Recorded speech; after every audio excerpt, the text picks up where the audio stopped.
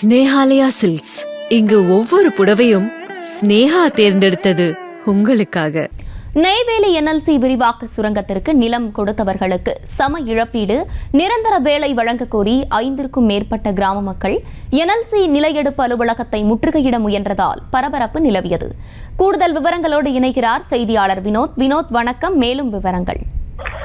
அஸ்வினி, நெய்வேலியிலே செயல்பட்டு வரும் என்எல்சி நிறுவனம் தனது சுரங்கம் 2 விரிவாக்கத்திற்காக அருகே இருக்கும் வளையமாதேவி, கரிவெட்டி, கத்தாழை உள்ளிட்ட பல்வேறு கிராமங்களை மக்களின் கடும் எதிர்ப்பையும் மீறி கையகப்படுத்தியது. இந்த நிலையில் 2005ஆம் ஆண்டு கையகப்படுத்தப்பட்ட நிலங்களுக்கு தற்பொழுது வரை சமமான இழப்பீடும் நிரந்தர வேலைவாய்ப்பும் வழங்கவில்லை என்று கிராம மக்கள் கடும் குற்றச்சாட்டை நீண்ட காலமாக வைத்து வருகின்றனர்.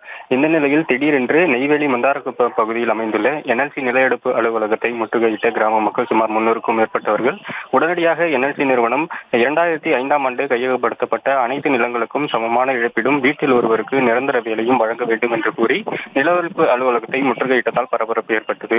மேலும் வாயிலேயே காவல்துறையினர் கிராம மக்களை தடுத்து நிறுத்தியதால் மேலும் அதிகாரிகள் எந்தவித பேச்சுவார்த்தைக்கும் தற்பொழுது வரை வராததால் கிராம மக்கள் தரையில் அமர்ந்து தர்ணா போராட்டத்தில் ஈடுபட்டிருக்கின்றனர். இதனால் இப்பகுதியில் பெரும் பரபரப்பு ஏற்பட்டிருக்கிறது. ஸ்னேஹாலயா சில்க்ஸ். இங்கு ஒவ்வொரு புடவையும் ஸ்னேஹா தேர்ந்தெடுத்தது உங்களுக்காக. செய்திகளை உடனுக்குடனும் துல்லியமாகவும் தெரிந்து கொள்ள சப்ஸ்கிரைப் பண்ணுங்க.